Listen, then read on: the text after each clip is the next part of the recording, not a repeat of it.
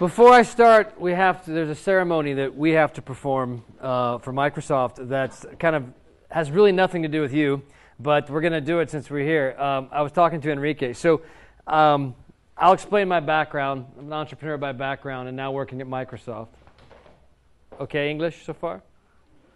It's okay, because that's all I got. I'll slow down a little. And I now manage about 14 countries on behalf of Microsoft, with 14 countries and 12 subsidiaries. And for the last 12 weeks, maybe? No, not quite. 10 weeks. I have been traveling to all of those countries to meet our people and to meet them in person and to work with them on things like this and other parts of our business. The 12th country is Spain. And as you can see by looking at my laptop, there's one blank spot on the laptop. So I would suggest, Enrique, you film this and you can send this to your other people in Microsoft because we are going to actually put the flag on in front of other people as a ceremony for completing this journey to meet all of the people in the organization. If I can open the flag. Sticker, yeah.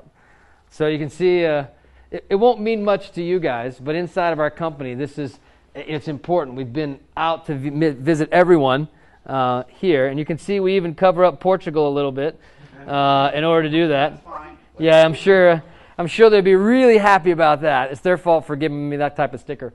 So you can see now, and every time that I visit one of our offices, no matter what they ask me to do speeches, work on the hard business problems, I then write a report about that.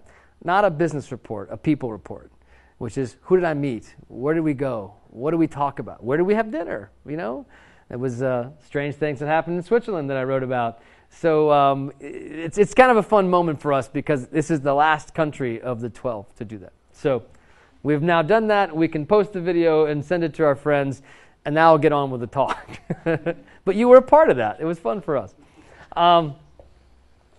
So let me switch over.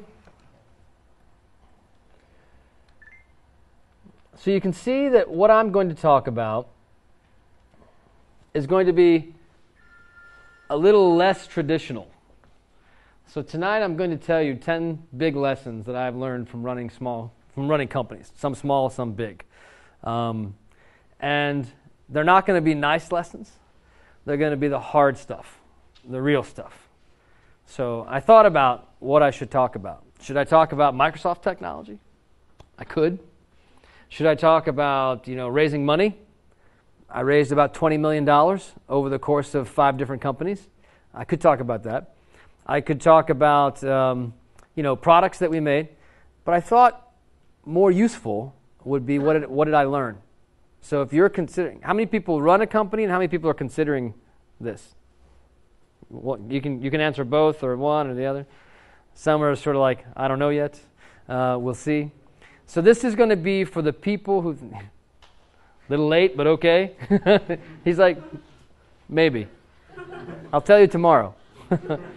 So these are going to be information that I learned from running 5 different companies before I came to Microsoft. So 10 things no one tells you. I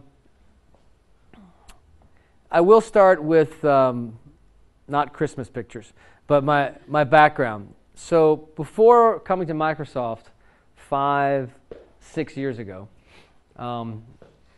this was what I had done. So this first one was in university.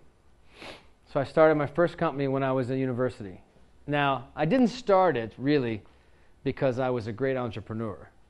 I think I started it because I needed money.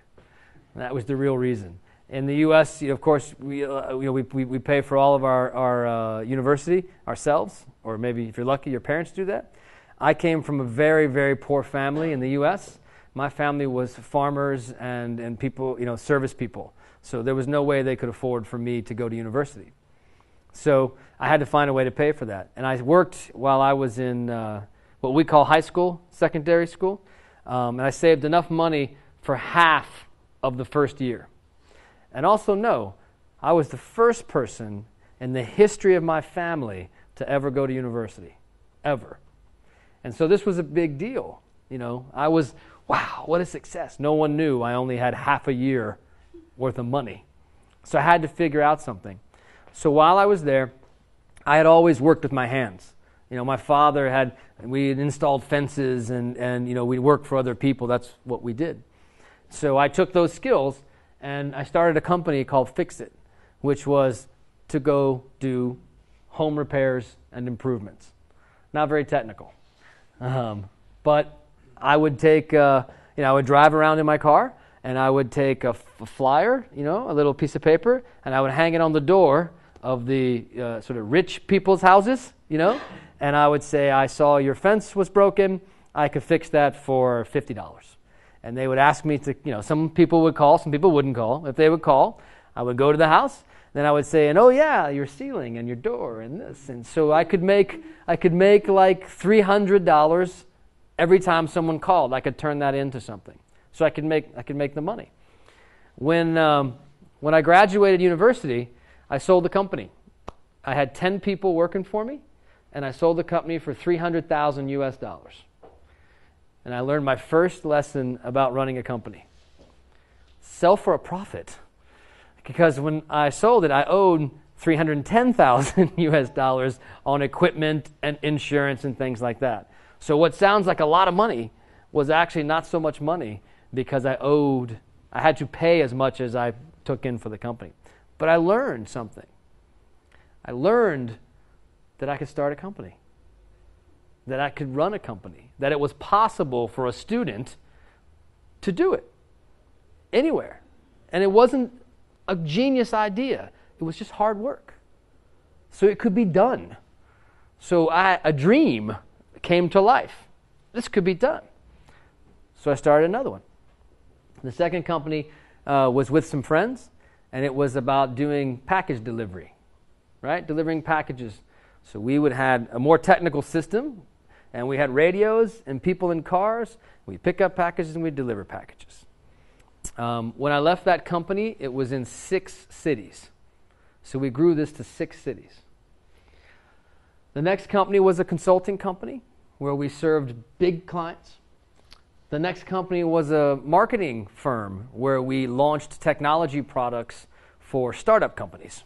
So we'd become the marketing department, and they would pay us a fee plus a part of their equity.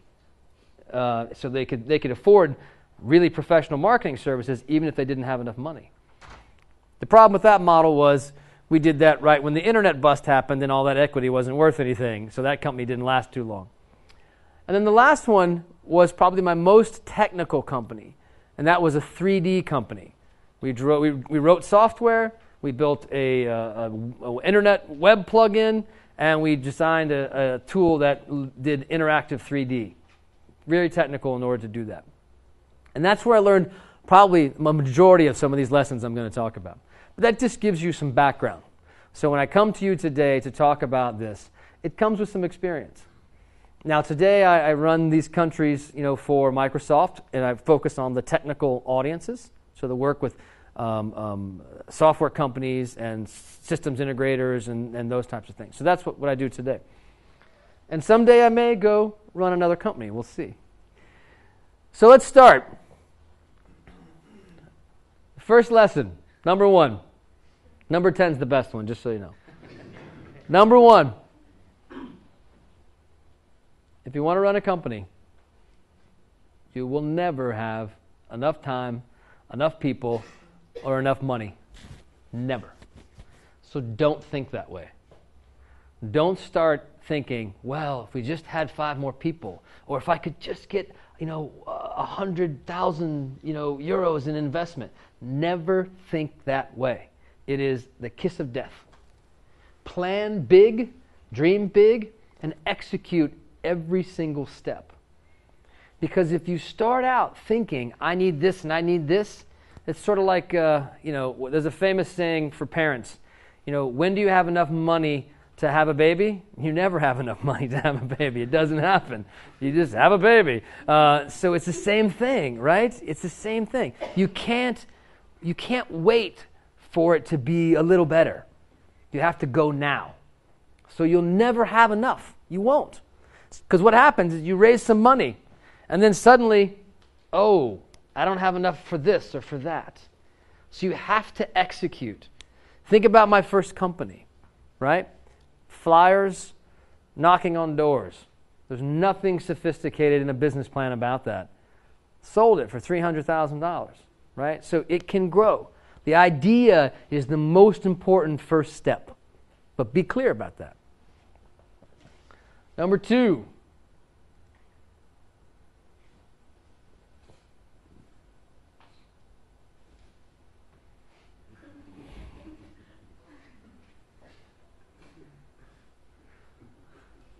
This is an interesting one, especially for young entrepreneurs.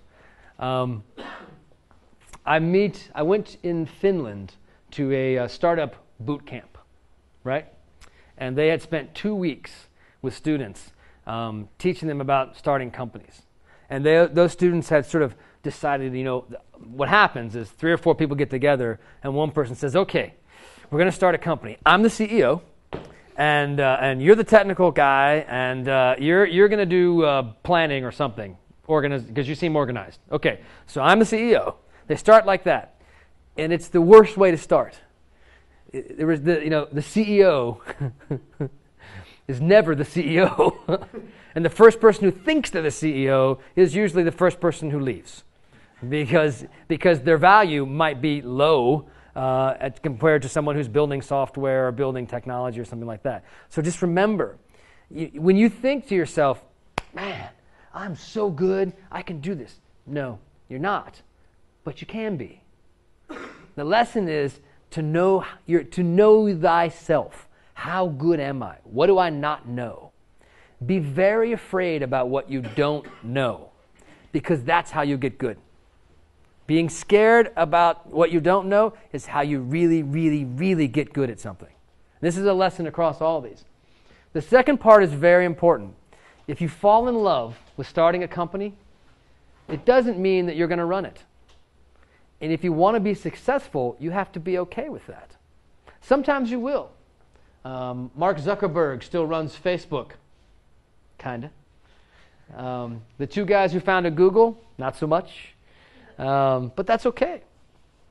Bill Gates, maybe one of the few that made it all the way through and then retired and becomes chairman, or became chairman then retired. It's just it's important to know that. That's okay. Starting a company is very different than running it. And some people are very good at starting and very bad at running. But that's okay. You find your place and you decide. I love starting companies, and I got good at running them. But there are other people who are better at running companies than me.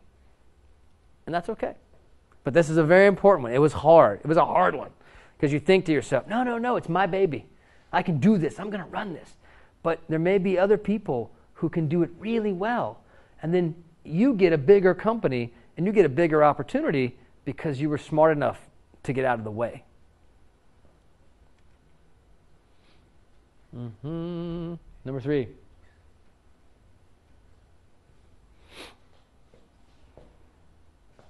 Oh, there's a second part.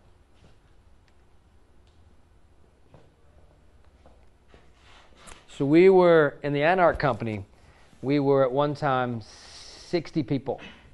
60 people. And we had a couple of critical decisions to make.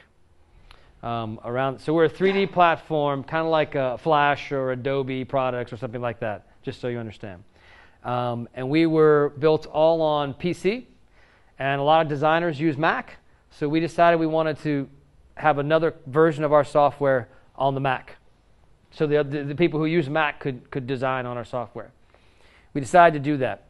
It took much longer than we thought. Apple's not great at supporting developers. It's not their business model. It took much longer than we thought. It burned a lot of cash that we had.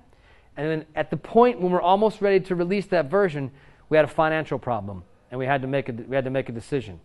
And a company of 65 people went to a company of 35 people. That fast. 6 months. All because the executives made a decision. So we had to go look in the eyes of people, 30 people, and tell them they had to leave the company, and it was our fault because we made the decision. So when you think about running things, or you think about managing things, and you talk about firing people, sometimes leaders or managers get very nervous. I got to fire somebody. Trust me, that's easy.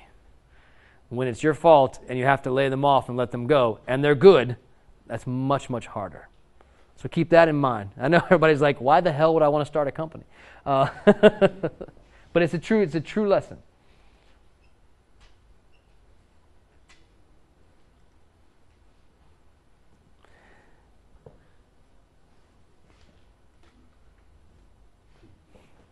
It may not be.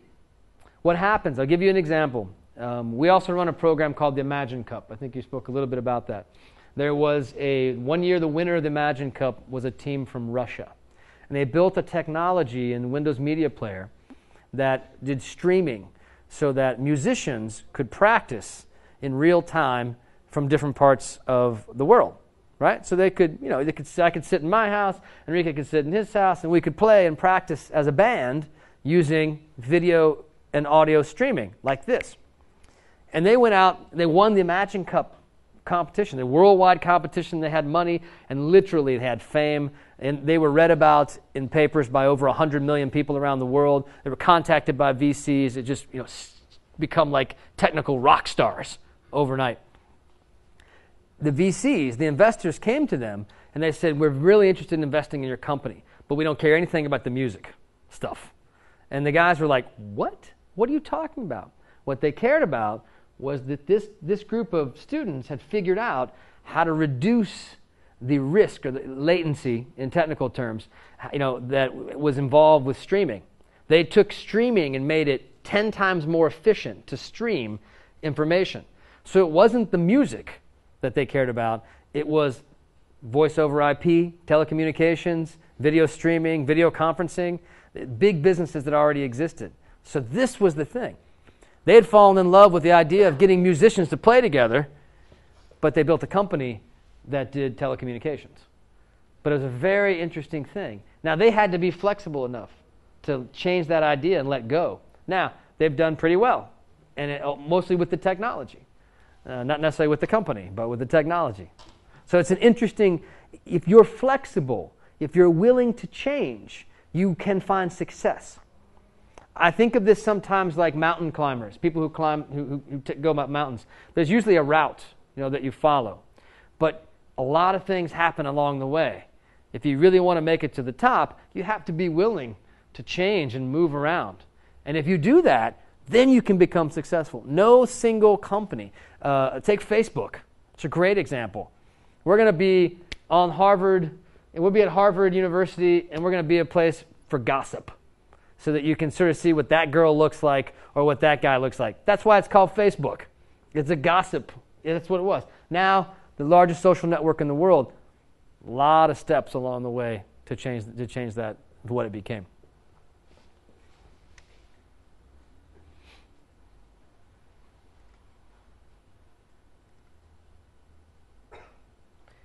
If you get the opportunity to run the company, to start the company, to get going, this is one of the biggest mistakes everyone makes. I don't care if you're 3 people or if you're 3,000 people. You will make this mistake. What will happen is you'll raise a little bit of money, right? You'll pick up, someone gives you 100,000 euros because this is a great idea and they want you to start a company for real. And you'll stop and you'll be like, okay, we need people. That guy's great, but he's too expensive. It's a big mistake. I would hire fewer people that were more expensive and talented than I would to hire a lot of people who are less expensive. More people is not always better. The right people is the right decision. And customer service is the same. In our small company that did the 3D technology, we were competing with Adobe. We took 10 points of market share in the 3D space. They had a product called Director. We took 10 points of market share as a small 35-person company from this giant $300 million a year company. And you know how we did it? We answered the phone when people called. And everyone in the company did customer service. The phone would ring and you're like, what? Oh, yeah. Hi. Yeah, it's Anark customer service. How can I help you? That's how we did it. And we beat them on service. So people felt like they could do something with our product. Somebody was on the other end of the phone, or today more so, you'd be on the other end of the forum or the blog or whatever that was. So that was a thing that we learned along the way, and we sort of stumbled across it. We realized that we were picking up customers because of it, and they were talking to other people. So that was a big deal. But it's one of the first places everyone underinvests. And it will be one of the biggest financial mistakes you might make if you get the chance to run a company. Keep this one in mind.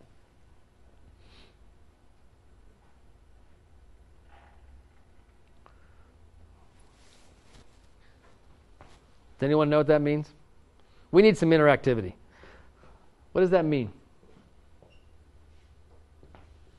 You don't get the answer. Microsoft people don't get the answer. What do you think it means? So if you don't know what it means, there's a great lesson in here. When you're in a small company, however few people, 2, 20, you will not motivate people because they're making a big fat paycheck. You'll have to motivate with something else. So if you have the best strategy in the world and the best product in the world, and you can beat any of the competition out there, and people who work in the company are not absolutely in love with what you're doing, it won't matter. So this means when you lead, when you operate leading and you're managing and you're doing this, you have to have a cause. Startup companies need a cause. You have to be out to change the world. Anything less than that's not going to matter. A simple, small technical change in an industry, who cares? But if we can get every college student in the world to go online and see each other, and we can create a social network that can take over the world practically, yeah, that's kind of cool. In our space, we were revolutionizing the web. We were changing everything you did on the web to make it 3D. So we had a cause. And all of the companies that do great, they have a cause. So you have to figure out in your company, what is the cause? What is it you're really trying to do that matters? Not just, what is the small thing that I'm putting in the market that doesn't matter? No successful company starts out without a cause. People fall in love with the company in the early days. And if you're lucky, a company like ours, later on, people stay in love with that company. I know we have our troubles in the brands and all that type of stuff, but if you work inside of Microsoft, you feel like you're an entrepreneur every day. We can do anything because it's such a large organization.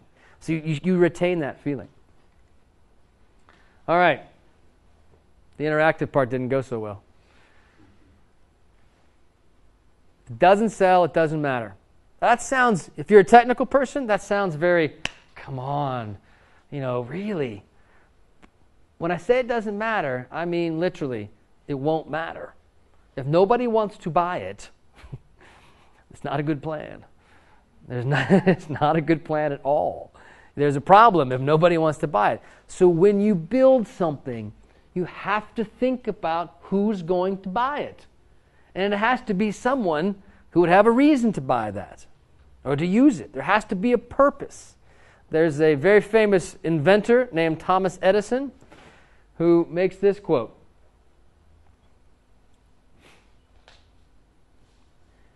I don't want to invent it because the selling of it is proof that it's valuable. Now, you'll hear me today and you'll say, duh, of course, that makes plenty of sense. But then go look at your business plan and go look at your definition of your customer and go look at your definition of your product and ask this question again. Who is going to buy it? Do I understand who they are? Okay, maybe. Do I know where they are? Maybe. Can I find them in the millions? Ooh, that's hard. Okay, maybe I can find them in the thousands. Oh, maybe I can find 5 of them. But you really have to know that because there has to be a transaction. And if your dream is, we're just going to build a great technology and another company will buy us, that's a bad dream. Because they don't buy things that don't sell. People don't buy things that don't sell. No, there's no acquisition strategy out there if it's not selling.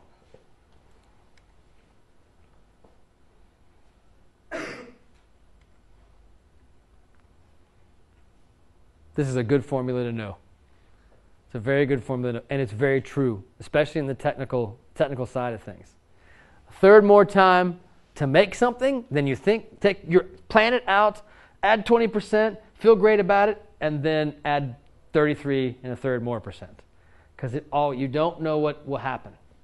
And then for adoption, and by the way, adoption is a big part of any product or any service that you build.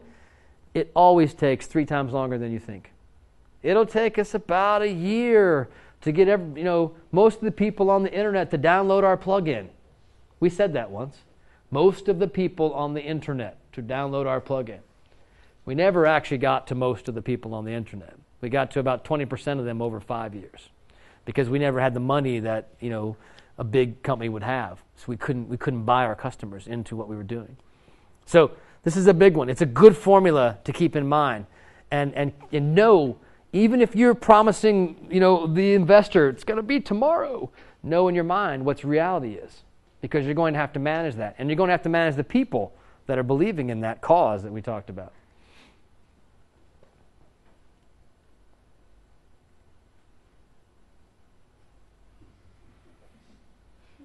Does anybody know what that means? You know what plan B is? Does that carry culturally? Why the hell would you have a plan B? If you're sitting today saying, well, if this doesn't work, then I'm going to go... No. Bad idea. You're either all in or you're all out. There's nothing in between when you start a company. There's no halfway point. And there's going to be a few of you out there that kind of go, wow, I think he's being extreme because if this thing doesn't work and it's really risky, I need to go over here and do this and do that and do that. Then you're not really cut out for this. Because no company comes into creation or survives because somebody has a back door. The people that make them run, they give it everything they have. And that's the only thing that works. I know, we had a plan B on one company. Guess what? Because we didn't give it enough. We learned that lesson the hard way. So you can't have a plan B. You can't have a back door.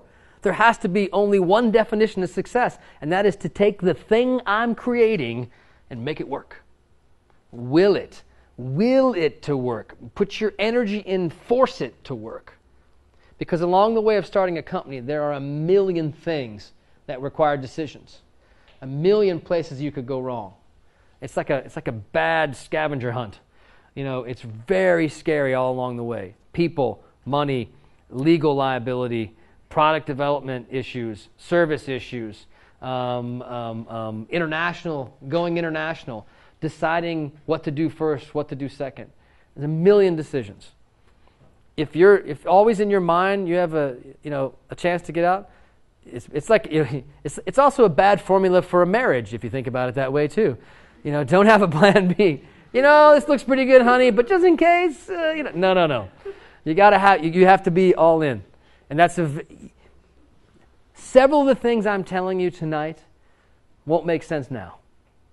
But if you do get the chance to start and run a company, you'll remember some of these. You'll be like, I'm sitting here, we're thinking about hiring this person. It's a really important hire. It's going to cost us a lot of money.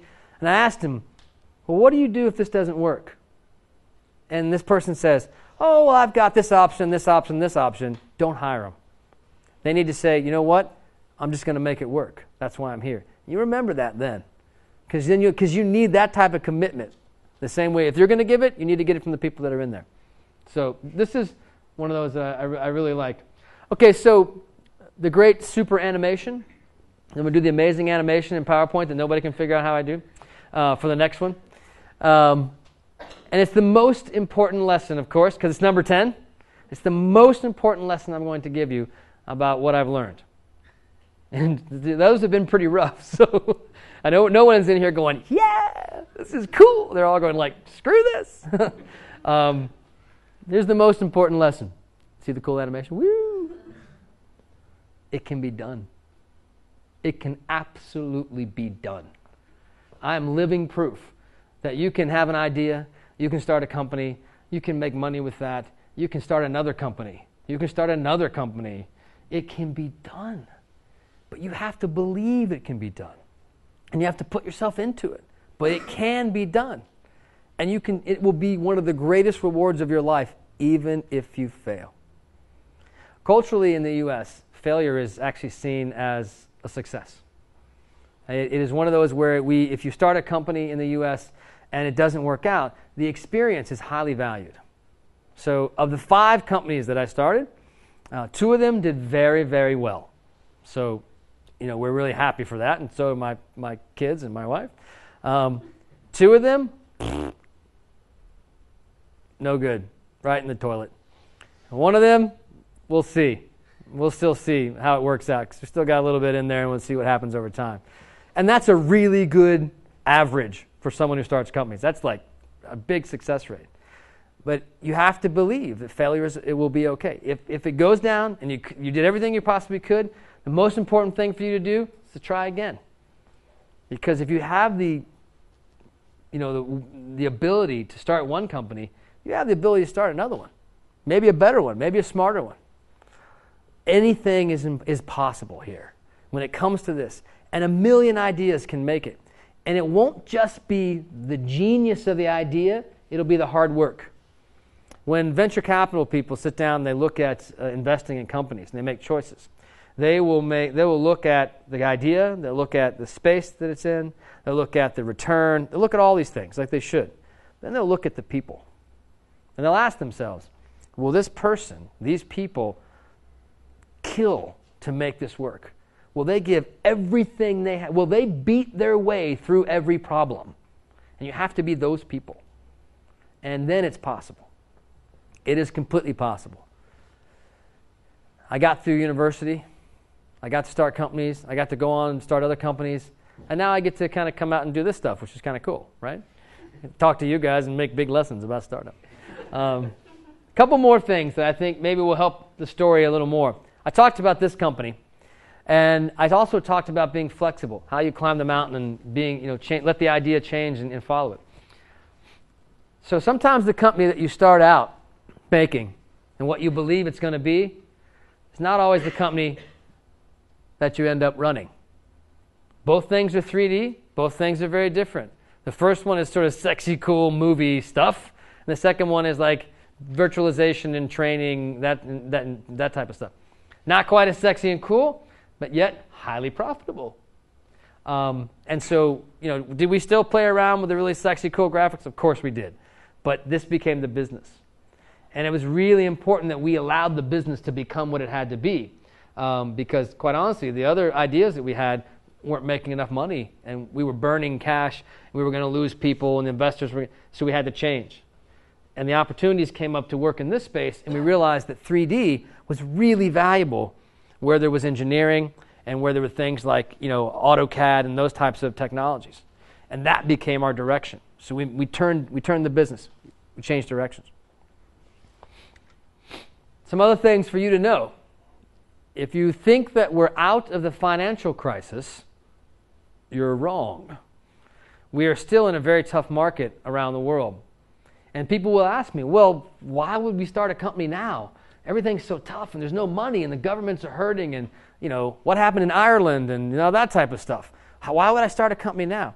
The greatest innovation happens when times are the toughest.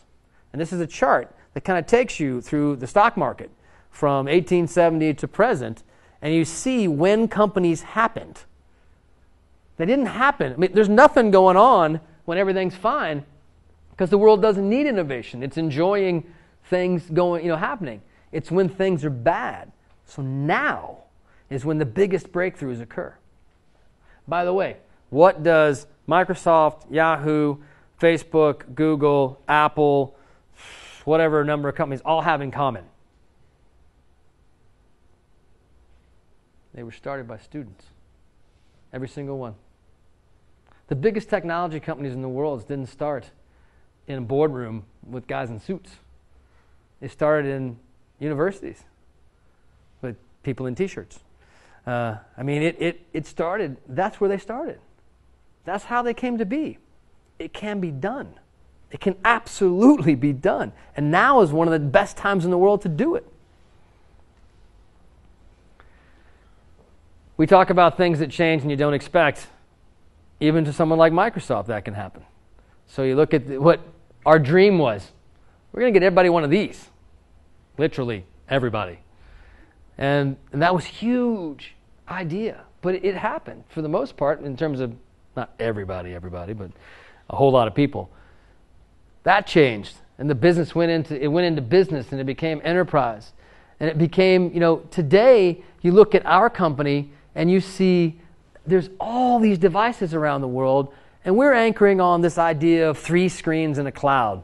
Our strategy, which was once a PC in every home, is now 3 screens in a cloud. We want all the information that people want to have their hands on to be available on any place they need to be. It's even TV.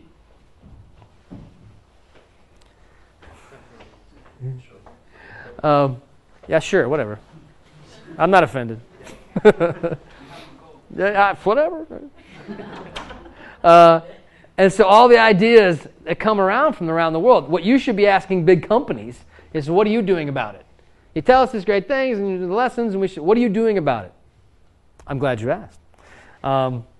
So we run a series of things. We look across the industry and the things that can affect what can happen. We're a company that got started by students, literally. So we've put together a few things that we do for young companies and for students to help them get going if they want to do it. We're in the software business. So the greatest thing we can give is the software itself. This is what we make our living from, but we take in DreamSpark, students have access to the Microsoft technology and platform, and it's at no cost. In BizSpark, when you start a company, you don't even have to be in school. You also have access to all those tools and platform to do that. And ultimately, if you want to do a web company, you also have the same thing. So we're taking what's most valuable to us, and we're putting it out there to help people start companies and get going. Sure, it's good for us if people build on the platform, but it's better for us if people push the industry. So we're investing, the equivalent of this one alone. Just to give you an example, DreamSpark, which is DreamSpark and a program called MSDNAA together, last year distributed more than 15 million copies of software to students worldwide. 15 million copies. So you take a copy of Office and multiply that times 15 million and figure out how much that is, right? That's a lot, but it has a reason, it has a purpose. It's important. The Imagine Cup I always want to mention. I think there's so few things in the world like this. This is the world's premier student technology competition. Oftentimes, people that want to start companies, this is a place to go compete. And if you get to the worldwide finals, if you make it to what will be in the U.S. this year, I think, up there, USA, that's where the finals is, you are known not only across your country, but you're known around the world. Virtually everyone who makes it to the finals has a list of job opportunities that are very, very long. And the chance of who you can meet and what you can do if you want to start a company, better and better and better. And if you win, if you win, the Imagine Cup now, from a news perspective, reaches over 250 million people worldwide. So if you win it, 250 million people read about you and what you do. And finding funding and getting that idea into the market is not so hard when you can do something like that. And you've also competed with the best in the world, the absolute best in the world. And by the way, the Imagine Cup is technology for a cause, because it actually uses the Millennium Goals from the UN as the inspiration point.